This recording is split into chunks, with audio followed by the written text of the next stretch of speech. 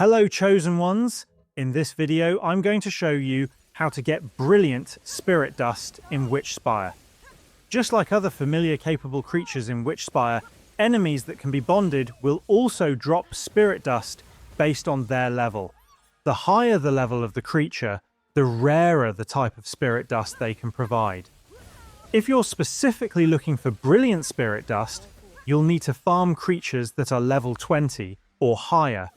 Lower level enemies won't be able to drop this tier of material, so make sure you're hunting in the right areas. One of the best farming spots for this resource is on the 4th island, which is also the island located west of the beginner island. This region contains a large number of higher level enemies, making it ideal for farming advanced materials. For the best results, head toward the far southeastern section of the island. This area is populated with plenty of level 20 creatures, giving you a reliable source of brilliant spirit dust as long as you keep defeating them.